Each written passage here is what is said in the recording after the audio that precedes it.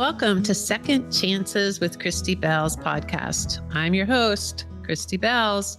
Enjoy our array of talented, open-hearted guests and their thoughtfully curated stories of second chances, life-changing choices, and new perspectives. We are here to empower you on second chances in your life.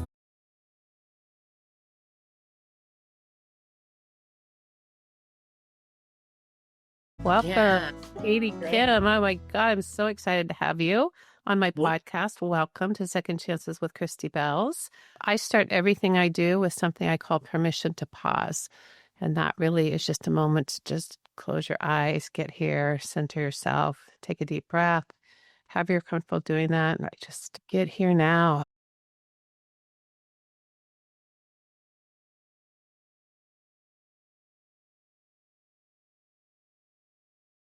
It's just so beautiful to take that moment just to find that little still place inside and just be like, okay, we're here. I always start with, how do I know you? And I don't know you, which is really fun because my podcast is starting to grow and expand and people are starting to find me and really getting the message of second chances. And I think you just totally fit right into this idea of second chances. And I love that you are in the development business. I don't know if you've read in my bio that I'm married to a real estate developer, and I know a few women in real estate. So as I said before we started recording, we're going to have a great conversation. So welcome, Katie Kim. All right. So let's just start with you. This is a podcast about you and what brings you, second chances are all the moments in your life, and reading your bio and looking at your background. Oh my gosh, extraordinary. And you and I are so aligned with women, equanimity, alternative women in construction and real estate, blah, blah, blah. So tell us about you. Yeah. So I grew up in a real estate construction development family and went away and thought, I'm never going to get part of the family business. And I got my master's degree in computer science and did consulting. And if you're married to one, right, we can't get it out of our blood once we start. I'd buy a condo, wait a year, buy another condo, wait a year. And I was building up that real estate portfolio, and it kept getting more exciting, right? I think, oh, what else can I do? What are the other options? And digging into that. And the opportunity came to pivot and really go back and learn more and take over the family construction business. And so I did. And then I just felt this calling God put it in my heart, you need to help more people. This is great. This is what you did. You learned the base. And really, I, at that point in time, fought the calling, as we all do sometimes. It's that I don't know what that means. So really took some time to sit in it and think, what is he asking me to do? And we relaunched relaunched the Kim Group with our developer for fee service, where we help women business owners that are looking to scale their business with a smart financial stack, and grow it to maybe 3 times the cost, but 1.5 times the debt. And really felt called to do that and leaned into it and haven't looked back since then. And it was one of those moments where I didn't have to really do everything myself. I didn't have to keep hustling harder, right? I had to really lean into building that network and that leverage.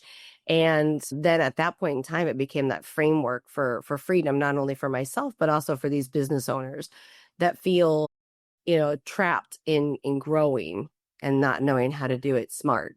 Mm-hmm. I love that. And I read in some of the notes, you got your first deal at 16. I did. Katie, what? Come on. Tell the story. Tell. Yeah. So my mother was actually doing a deal where she was buying a piece of a larger property. And it was really at that point a tax strategy. So she sold the property to me.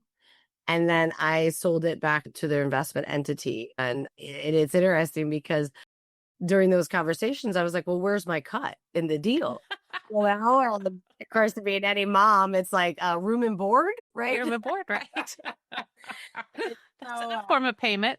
Yeah. And so what about if we put it toward a college fund or something? And so we negotiated, and I got a little kickback off that. But it let me sit at the table. Yeah. And I think those are great opportunities no matter what the level of involvement, right? So, yes, I didn't put the deal together. I was in that deal, Mhm. but it allowed me to see how all those pieces move and Mhm. tension. And that Yeah. really triggered some and planted some seeds, I should say. Yeah.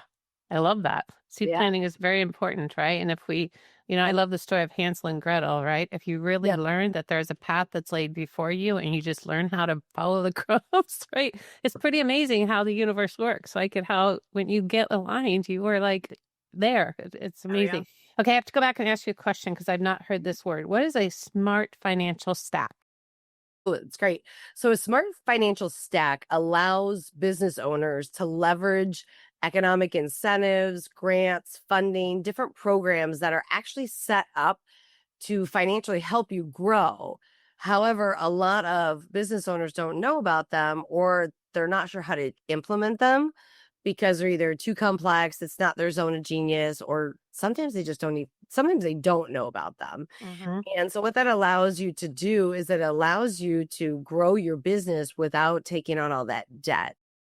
For example, if you're adding employees, there's grant money for that. There's Hmm. funding for that. There's sometimes it's in the form of a loan in certain communities, but it's a lower cost loan. Looking at all the options, I kind of say it's like putting everything on a whiteboard and then figuring out what comes into the funnel to get into that capital stack.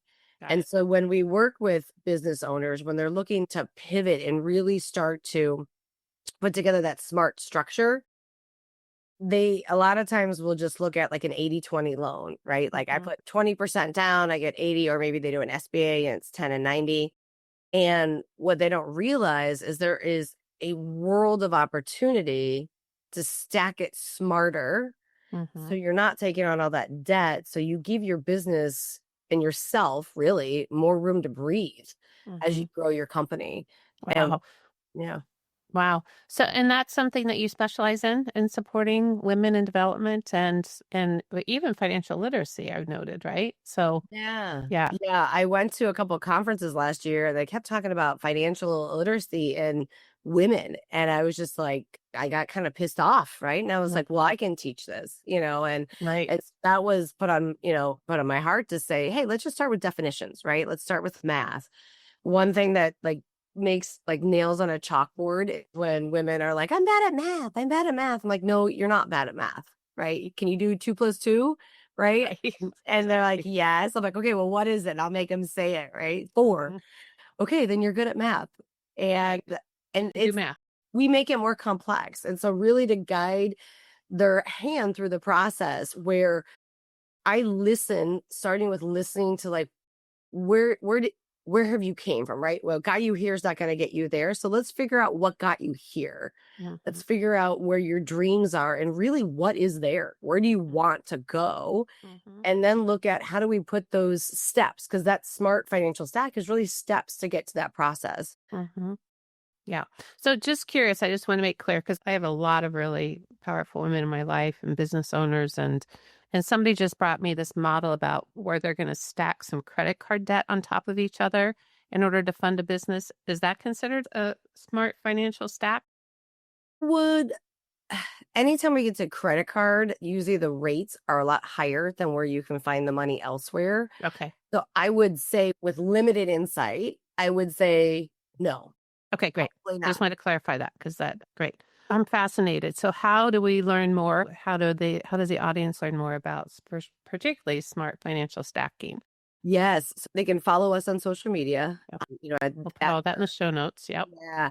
So I want to go back, Chrissy, if I Yeah, please. on Yes. that one thing when you're talking about the credit card, there was I just was in a retreat this weekend with my pod, my accountability pod, and we were looking at an opportunity that they were talking about and how they were stacking it and they were bringing it to the group for Mhm. insight because, Mhm. like you Mhm. mentioned, you have powerful women in your life, which is a blessing because not everybody does. True. And not everybody has accountability partners. We were talking about this as well.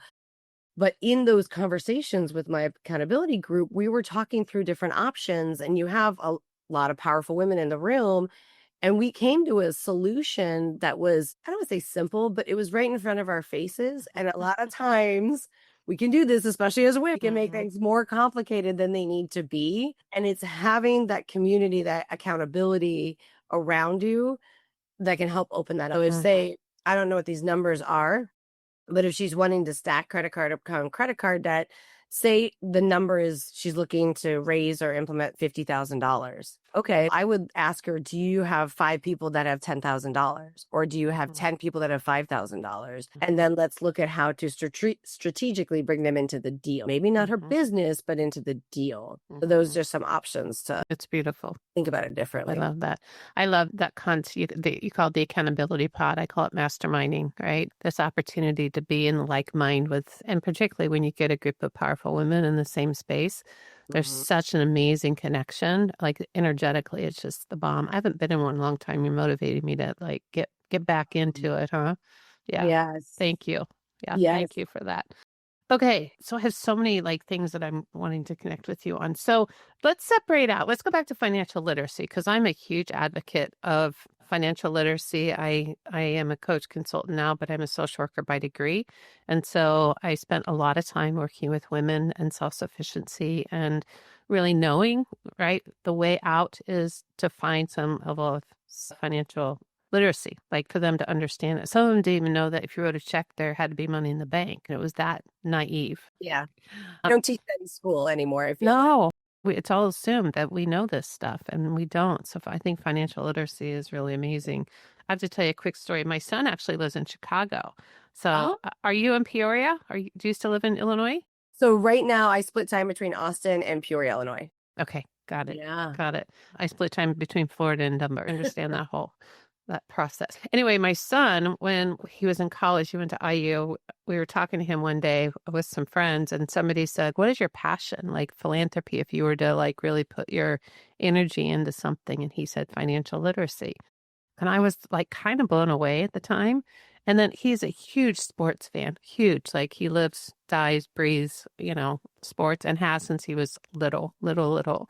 So I've been conceptualizing with him the idea, how do you combine sports and financial literacy into a concept and huge. And he's working for JP Morgan Chase. So he's got a real opportunity here to like blow it up if he Especially in wants to. Chicago with all the sports teams. Yeah. I mean, Yeah. when you combine those two in thought, I mean, a lot of times when people come into money, right? And a lot of those athletes, what have they done? They've put their head down and Right. worked and grind and done the reps. And, they just to get to that point. Right. And then once they're at that point, all that training, air quotes, right? The physical training, maybe mental training to go through that is like reach that peak performance, right? And then there's always another level. So then they're going to that now the pro level, but they've arrived at that goal and they come into all this money. And Right. then it's like, if nobody teaches them how to manage it, it's Right. it's a kid in a candy store, right? They're just released and going crazy. And because some of those athletes have a short period of time in Right. pros, how do you leverage it for the lifetime? And I think that's a great opportunity for your son to really to marry those two passions. Right. And it's not unlike women business owners or business owners in general, is once you put your head down, you crank, you crank, you crank, and you're exhausted with all this effort and you need a smarter system. You don't need to necessarily just keep putting your head down. Right, right. I'll tell you what, the real passion for me, because I've been a women's empowerment coach for so many years, is women in sports. I mean, what if we could give women, right, the opportunity? I just heard Abby Waba at the Colorado Women's Chamber, sorry, the Colorado Women's Foundation event. She spoke and she told the story about standing on the stage with Peyton Manning and Kobe Bryant and winning the ESPY. And she said she literally walked out of the auditorium and got into her car and realized that her future was radically different than theirs. Like she didn't have the endorsements. She didn't have like all the resources that they had in the world. And it touched my heart in such a deep way. So I'm diverting our conversation, but I know you're passionate about women, financial literacy and women as well. No, I love that topic too because I am an athlete. I should say I play ice hockey now. You do? Oh my Yeah, God, but I I love grew up you. playing soccer and volleyball and basketball.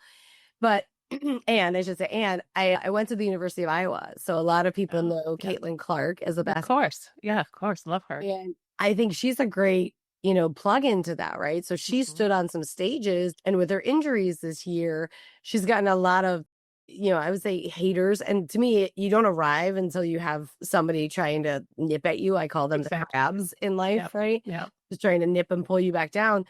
But if you look at, again, how she's set up from a financial standpoint, Mm-hmm. in terms of like her foundation and giving back, Mm. it lets her fulfill her mission, Yep. create a strong tax strategy, and then also set her up financially Yep. for life and to go into it and to not take every opportunity that comes her way. And that I think is gold to hold on to, Right. where yes, women, I think in sports in general don't have all the endorsements that the men's do at this point Yeah. in time. Yeah. But we also shouldn't just take everything that comes our way if it's not in alignment, right? Exactly. Because then it fools Exactly. us. It modifies our brand unintentionally. And Right. that's one thing I do love when she's, no, I'm not going on your show. I don't believe in what you're doing. I'm like, yeah, I don't know whether I'm in alignment or not with it. I'm like, yes, way to stand up for yourself and your time. Yeah. Oh Oh, my gosh. You and I could go on and on. Let's get back to you though, because like that whole thing just opened a whole nother can of worms oh, for me about, oh my gosh. Okay, so let's talk about people give me talking points when we're sharing. And the yeah. second thing that you thought was significant as a second chance is when you shut down your family's business. So Yes. can we go down that road here? Just tell us about that. Yes. I was running the family business and I was still restricted. I wasn't feeling fully fulfilled. I wasn't feeling fully in alignment with my call. And because I made a couple pivots before, it's funny, we call like your squirrel or your shiny object. And this Yeah. weekend, we're like, it's the shiny squirrel. Like it's all of it together. I It's like everything. the Everything. shiny, and not just the squirrel, the shiny squirrel. Shiny squirrel. It's the next level squirrel. Like when we That's right. get to that point. That makes me laugh. Oh my God, that's so funny. The shiny golden squirrel. Yeah. And you feel it though. You I feel it. know. Yeah, You're just trust like, me. oh yeah. Like Yeah. those were little squirrels. Now I've leveled up and they're bigger ones. They're just shiny squirrels. And but I didn't know how to pivot. Really. I was in a paralysis by analysis in my brain because Mhm. we had those golden handcuffs on. And so it was really like peeling back an onion to being like, okay, one, what does my goal look like? But two, how do I make this pivot when I have a family to support? I had two Right. young, my boys were really young at that point. I mean, really young. And so they were 3 and 5. I was trying to think of their ages real quick. I'm like 3 and 5 when we pivoted. And, we did a seller finance on the house. So we didn't really put any money into that deal. And then to build out, we just started taking one step at a time.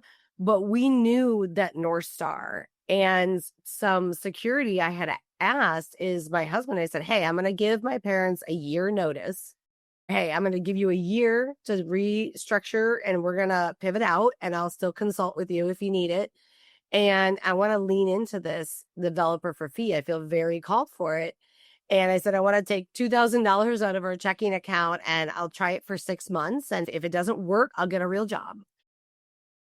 Failure's not an option. Pivoting is. I And love that. so literally went to put my heads down. And my first project was the bakery project of Trusker's Bakery and working with those business owners to enhance their business structure and processes to get them to a point to be bankable, and then also to bring real estate in as that second portion as a revenue stream, and really I call it like an annuity for the business owners as a Mhm. passive income, and not have them lose control of their business was just like, it was like an aha moment. Yeah, I can feel that. Yeah. Yes, like that's what I want, because so many times, even in my growth, in a family business, I can say, hey, I'm building this growth, I'm building this growth, and you're sharing it with other people.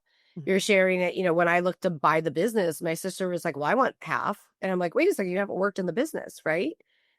And so all of those, and there's a lot more details to go into that we don't have time for, but with all those steps and with all those nips and people trying to take ownership of something you're building, I've gone through a lot of that. Mm-hmm. I'm not saying all because I don't want to put that in the universe, but I've gone through a lot of that. And that's what really brings out the mama bear when I work with business owners. Mm-hmm. Because so many times we feel we have to give something to get that growth.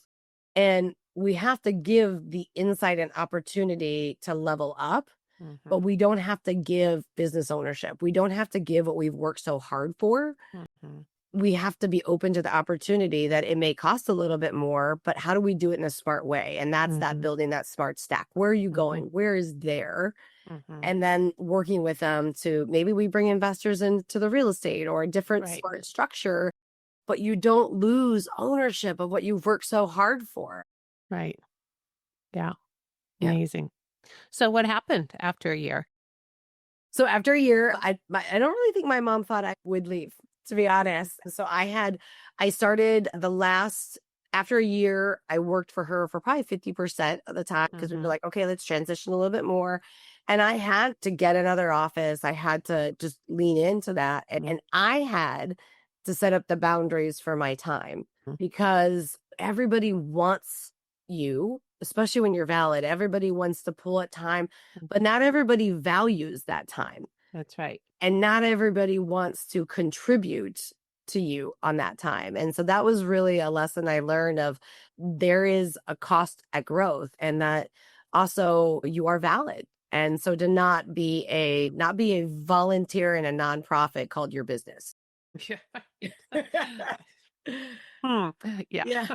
Might land with some ladies because it's like, yep, I feel that some days, right? Yeah. So, Yeah. it's really when you're I was so ready to take that next level. And I really had to look at how do I re-engineer that foundation that I have. That was the start of it. Like, what's the impact I want to make? What are my non-negotiables? What are I not willing to compromise? I'm not willing to compromise my integrity. I'm not Mm. willing to compromise, you know, people again giving up their hard-earned business like that. There's other ways. And a lot of times the programs I found in these smart stacks, these smart structures were always there and always available to the bigger companies. And they Mm-hmm. had teams that would put these together for the company. Well, a business owner didn't have that, you know? Right. And so that's where I felt really empowered and aligned to bridge that gap and walk that journey with them. And, making that pivot, I read a lot because I love education. So when you were saying that, I'm like, yes, yes. I just started a new book that this morning that was just feeding my brain so well. And in that, I learned this crab story. And it was about National Geographic doing this study about crabs. And Mm-hmm. you take the box, right? And it has a hole in it and the food's tight at the bottom. You throw it in the ocean and the crabs crawl in, they eat the food and they stay there. And they're like, why don't they crawl out? And they found that if a crab tries to crawl out the first time, another crab will pull him down. Calm down. Yeah. The second time, they'll pull him down and break its leg.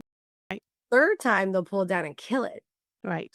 And in the book, the analogy was like, that's an animal instinct. When you're breaking away from the mainstream, when you're breaking away from what everybody feels is comfortable for you, which kind of sounds funny saying that, right? But that's what is in our head, right? What it feels Right. uncomfortable, that they're trying to pull you down to stay comfortable because they may want to do that, but they're not going to do it. That's right. And leaning into that story and that kind of that radar of who are the crabs in my life? Who are the crabs that are pulling me down that don't have my best intention? And I've actually really embraced that. So if one of my friends say, hey, I'm going to start a business. Okay, let's go have a beer. Let's go have coffee. And I'll tell you the crab story. And they're like, what? Like, you got to know this before you start. Gotta know it, right? Yeah. And I actually wrote the crab story in my book. So you did? yeah, as a social worker for years, it's, because you see it, it's so indicative in the systems of women. And, I broke out of a cycle in my family of origin into a different cycle. And it was really challenging because there were a lot of people that said, you can't do that. What are you thinking? Why would you do? You're crazy, right? And that whole analogy, like you have to have the courage to get out of the bucket. 'Cause it's the nature. It's human nature that other people want to stay comfortable, so they want you to stay the same. And that's like, so I love that you know the crab bucket story, right? Yeah, no more crabs in our lives. Good Lord. Yeah, and well, and then when you get out of the bucket and you get into a new one, we talked about accountability circles and pods, right? Is who you surround yourself with matters, That's and that's a big one. We were having dinner last night. We have a Sunday supper at our house, and we have a family friend that comes over, and one of the books we had challenged our family friend to read was Tribe of Millionaires. mm-hmm. And my kids have read it. And so they're like, oh, I can't wait till he reads this effect and this effect. And, our friend's like, they've read it? And I'm like, yeah, you gotta put the lens into play. Yeah. And so they asked them, they said, can we talk with you about it after you read it? And my heart was just like, oh my gosh, I want to record this conversation, right? Because And how yeah. old are your children reading that? Right. Well, they were 12 and 14 when they read it. So Yeah. part of our family constitution that we have is education's a big one of that. Yeah. So if they read educational books, then we have a conversation about it, one to know that they've read it and make sure we bring home the context and how does it challenge their brain? How does it challenge their thinking? What do they believe in? What do they buy in or not? Then they go, beautiful. They maybe get like $50 for reading that book. But to me, that $50 is nothing. The knowledge that kid takes, because I had last night in the dinner conversation, my 13-year-old was like, yeah, he needs to know about the influence effect. The 5 people you surround yourself with matters. And why don't you talk to him about that? And, my 13-year-old was telling this adult about the 5 people you surround yourself with. It goes crazy. It's your weight. And you guys have the similar bank account and all those things. And it was just, my heart was so happy because it's those incremental steps that we do to help build people in our life. Yeah. Our children, people that we work with, our business partners, our spouses. Yeah. Amazing. Amazing. Okay. I want to just look and see. One of the other things that I loved about your story is something I would call infill development, that you really decided that when you did your pivot that you wanted to work not on that my husband would call it spraw because he did the same thing, right? He decided he wanted to stop traveling after our son was born. So he started only working on local infill projects, right? That made a difference. And I'll share some resources. If you don't know who Dana Crawford is, she is a renowned historian, preservationist in Denver. She's on my podcast list, so you can go listen to her. We just lost her in January this year, but she did historic preservation in Denver, our first walkable street, the Union Station, Trinidad, like amazing projects. But talk about that. In the pivot, what was your area you're wanting to transform underutilized, overlooked properties? Yes. So growing up, I would always go with my grandmother or my parents to the local stores, like the local Smith drugstore in our town and the dime stores. And like we would know the business owners and you would have such a different experience than like the Cheers, if you will, of the, and as opposed Everybody knows your name. everybody knows the name, right? And everybody's got a norm. And so right. Everybody. as opposed to going into a big department store where you don't like some of those now I'm just like, I don't need to talk to a person. I just want to get out because they're not going to remember me. It's not impactful. It's not experiential. That's right. And I'm like, we have pivoted so far from that like convenience of function, your Amazon mail order, that we don't know the local business owners anymore and why their passions are. And so really leaning into these places that have a purpose and have meaning, have soul, they have feeling. And how do we revitalize them? Because then what we're doing is we're bringing our community back to the streets, if you will. And we're having what I call pollinated collisions. We're starting to get to know the people in our community and how do we connect and how do that word again? Pollinated collisions. Pollinated collisions. I love that. Yeah, it's a term I use where we bump into each other, right? And we're exchanging information. Some of it I may be able to apply right now. Some of it I may meet somebody later today and is, oh my gosh, Christy said this amazing thing today. This is what she does. You need to contact her. So we take those pollens, that's knowledge nuggets, if you will, and pass them on. Yeah. And that's, I think we create that ripple effect of our community and building it up. Mm-hmm. Love that. And so really to find out then the money behind those opportunities was like, wait, Mm-hmm. so this is usually the most expensive infrastructure to maintain for a city because it's the Mm-hmm. oldest, right? It needs to be revitalized. A lot of times it has more of that tight knit structure because it was old school, right? So it's built to the road and all those. It's not the sprawl. And a lot of them have like older buildings, like you said, vacant corner gas stations, usually my favorite opportunity to talk about too when we talk about downtowns. And so a lot of those projects people won't touch because they're complex. I'm doing air quotes intentionally. They are complex. It's not as easy as going and getting a greenfield site and just building. But what you get from that is tenfold. I mean, looking at a building and figuring out how do we repurpose it? What's the history? How do we embrace it? You know, we had one of the projects we did in a warehouse district was it used to be a cooperage for Johnny Walker. And we were like, what? So we actually named and brand the building Cooperage 214 because the address was 214 Pecan Street. Mm-hmm. And really we left some of the old markings of the cooperage on the floor and like really embraced the history in the design. And Mm-hmm. that building leased up where people thought it was too far in the warehouse district. It leased up 100% in 45 days of I completion bet. construction, like because you can't replicate it. Mm-mm. And so to me, when you can start to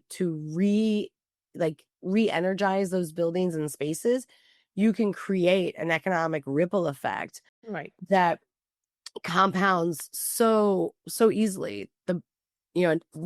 Example after example, even the bakery project, 2 years after we finished construction, that village, which is a pretty tiny village, basically realized $15 million of ripple effect construction. Mm-hmm. And then in 4 years, it realized $35 million of ripple effect. And did the owners of the bakery see that? No. But what happened is the community started to build around it because they created such a great experience that more people wanted to come there. And so now more business wanted to be a part of that synergy, that energy.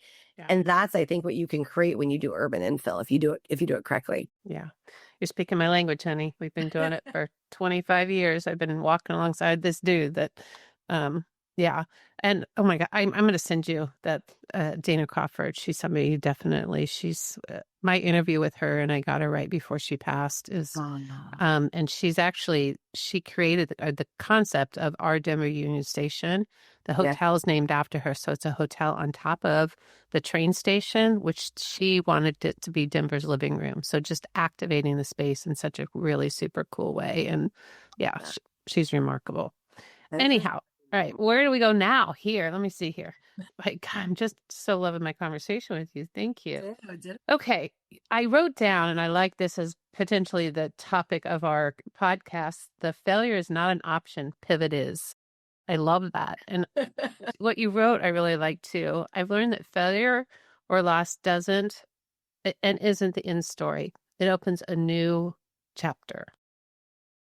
In real estate, deals fall apart, financing dries up, and unexpected challenges hit. But when those situations are often, sorry, I'm reading very small type because I didn't have printer ink when I got down here to this house. Anyhow, let's talk about it. You say second chances come when you shift your perspective and get creative with the project or the person. So talk to me about just in general your concept. I love what you wrote. I may send it to the producer and have it put in the show notes as well. Talk about it's not always about the wins, right? Sometimes it's about the failures or the opportunities there, the second chances. Yes, we have a visual in my house that and I did it really with a hockey stick because my boys play hockey, but it's that your path goes along straight and then all of a sudden you get to a bump, or what we term is a failure. We say, okay, you failed at something, right? Now it's kind of like fork in the road and there's 3 different options you can go. You can learn from it, you can enhance, and you can get better so you can level up, right? You can say, okay, that sucked, but I'm still going to keep trying in the same trajectory and go forward, or you can quit, which is the real failure in that. And so when we were working with, when we work with those business owners, a lot of times when we're putting together these smart structures, you have setbacks. I mean, there's nothing you can you can say it any other way, right? You have that fail, or that like that data entry point is kind of how I really like to phrase it, is like, you got some feedback. So now what are you going to do with that feedback? The bakery project, we had 8 financial sources in there. So each financial source was an application, a process, a presentation. And then when we had one of them change, we had to go back to the others and say, okay, we know we told you this, and that was true at this point in time, but now this guy wants this. Are you good with it? And that was a lot of juggling, but we were very transparent. And that's, I think, when you're along the journey with your team, that keeping that open dialogue and communication, they help you in those pivot points. They help you in reframing that. And the big tackle, I think, on that project, as we were putting together that smart structure, is our main bank backed out 1 month from the closing. Whew. And really, the message we got was, we never thought you'd make it this far. Holy. And I was like a kick in the gut.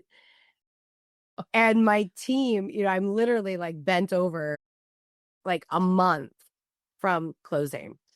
And my team was great, because again, who you surround yourself with matters. They go take a walk, get your Katie back, and come back in here. That's exactly what I needed to do. Yeah.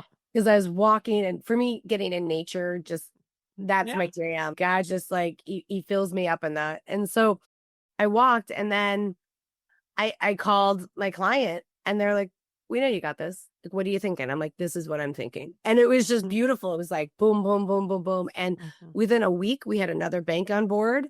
We had another opportunity. Actually, one of the asks from our network created another opportunity in the capital stack. So without that potential, or that point to pivot, we wouldn't have found even another opportunity. And so I look at, when people give you adversity, as, oh, okay, so it's not as good as it could be yet. Yeah. So what am I missing in that adversity? And it happens all the time in conversations. So like I mentioned, my pod having a discussion on this deal, and even in our conversations, we came up with probably 2 or 3 different ways to enhance their deal for them. And they're in the game. It's not it's just thinking about things differently to create those smart structures. When you're so much into that deal, a lot of times you can't see. And as a coach, sometimes you fight internally with something, and you're saying, hey, if this was my client, I would say this and this to them. Since we're emotionally in, it lands differently. We process it differently. And I think it takes great practice and skill as a business owner, as a leader, as, a human being, to understand that failure it's not a negative thing. It's normal. It's part and par for the course. And I love how you phrase that, right? That there was another opportunity, even in the potential loss of the bank pulling out a month before the deal's done. And I don't know about you, but it really pisses me off that they said it wasn't, they didn't think you were going to make it, which goes to the patriarchal of like, not going there, but man, I'd be pissed. I am. I'm pissed for you. How's that? Yeah. It's what are those moments that somebody says something to your face, and you have to put what one of my dear friends taught me one time is the PR media training face. It's like, yeah, exactly. Oh, okay. And you're sitting here like, what the? Yeah. You can't. Unfortunately, Unfortunately, I don't have the best media face when it comes to stuff like that. I would probably tell you exactly what I thought about that. Yes. I don't either. I have a poker face. That's why he had to train me. He's like, just smile, like smile. Oh my God. Oh, Katie, I love this. All right, we're gonna take a quick break. All right, welcome back, Katie Kim, to the show. I've had such a great time with you. I think there's so much to chat about. You and I will go offline and chat a little bit more about some stuff I want to share with you, and vice versa. But I always love to start to close out the show with some questions, and you pose one. What is one book that you would recommend to the audience to read? If you've read so many I have, can you think of one book that you would recommend right now? Yeah, I usually say it depends on where they're at in their life and their position. Yeah. One of the books I'm reading right now is Manifesto. And I just started, like I mentioned this morning, that's a good one. But I think right now, the one I would say is really key for a majority of the people I talk with is Buy Back Your Time by Dan Martell. And really, the interesting part about that book is I have a goal to read it 10 times. and I'm through my third time reading it, and I'm still finding new things to implement Wow. each week. Okay. And so even in reading a book, don't just read it once. Like if it really landed for you and it talked to you, read it again, because you're going to pick up something different because you've leveled up in some way. Yeah. So true. I can't read a book without highlighting and dog earing and right. And then I go back and review it. And yeah. And Oh, I I have actually write. the dog ear at the top of the page and the bottom of the page. Like, and Yeah. yes, I feel you on that, Christy. Oh, So true. So true. What is one word that would describe your life right now? tenacious. I get that from you. What is the one person, who is the one person in your life that has taught you the most about second chances? Taught me the most about second chances. I probably have to say my dad. You know, through all sports and business and everything, I kind of like his one-liners are coming to my brain right now. Of bad news is bad news. Pass it on and have your team help you figure it out. Okay, you fall. What did you learn? Get back up. And really, at that young age, especially in sports, it was just like, okay, what did you learn from it? Okay, now figure it out. Like keep doing the reps. I remember I couldn't do a left-handed layup when I was in high school, and my dad's left-handed. So he would sit with his lawn chair on the driveway and be like, again, again. And I did Oh, probably like 50 layups left-handed until I got it without fail. And that's really what made me realize that failure is just feedback. Failure is just feedback. And what are you learning? What are you opening your mind to? And we have to take emotion out of that to really absorb that feedback, because like I look now at my kids when they were, little mini mites, if you will, and playing hockey, like they're basically shirts on skates. right. And they were doing what's called edge work, where you just really like challenge your edging, and they would fall. And I'd be like, yes. And even some of the other kids were like, why did you cheer when he fell? I'm like, because he pushed himself. Now he knows a limit. Now he knows how to push himself up to that and not fall. And so they would start to do it in practice, and they would look at me and I would be like, yeah, good job. Because if you never push yourself and fail, or you never push yourself and fall down, how do you know where your limit is? Because Yeah. I don't honestly know my limit yet. Right. Right. And I think And most life isn't about the destination, right? It's all about pushing the limits and doing it over and second chances. And I love that. Is your dad still living? he actually just passed away earlier this year. I'm so sorry for that I loss. Yeah. appreciate that. Yeah. Yeah. Okay. So this is a funny question, but who is the character? So I'm from Kansas. If you read in my book, I've read Ruby Cowboy Boots on my book because I love The Wizard of Oz. I love Kansas. I barbecue. I blah, blah, blah, blah. And I love The Wizard of Oz because I love Dorothy. And I love Dorothy because she learned that the power was in her the whole time. And I think that is such a great pivotal message. And when I started to understand that was Dorothy is mine. What character person comes to mind when you think about the person that most represents second chances for you? I think of Luke from Star Wars. I think of, not knowing where he came from and all the challenges in his past. And he had to overcome them mentally before he can move forward and embrace who he truly is. And even on that path, learning things he didn't like about his past, but helping them enable his power versus hold him back. I think that is a beautiful story. Luke Skywalker. I've not had anybody share that. That's a great one. I love that. All right, Katie Kim, how can the guest find you? How can they get more information about what we've talked about? How can they reach out to you if you'd like that? Yes, they can find me on socials at the Katie Kim or at katiekim.com. And yeah, follow along. And we do have knowledge nuggets, like we talked about financial literacy. So we try and post at least one of those a week where we're teaching a new definition, money math. And so there's a lot of education on there as well. Okay. And that's on all your socials? Yep. Okay. Those will be in the show notes so people can follow that there. The Katie Kim. Is that right? Yes. Yep. Lady, how fun was this? I loved this. Loved it. And I so appreciate you taking the time, the fact that you found me and that we had this wonderful connection and conversation. I think that's how God works. I think that's how the universe works. And that's what this platform is for, is a synchronicity of like-minded women coming together to share the power, to share the gifts, to share our learnings and growth with each other. So thank you. Thank you. It is the joy of my life to showcase the voices of people and the messy details of life's journey. As you have experienced, my guests are thriving with purpose and style, but that does not mean that their life is easy and without challenges. I've dedicated my life to you and your journey. Thank you for listening to Second Chances with Christy Belz. Please subscribe and learn more at christybelz.com/second chances.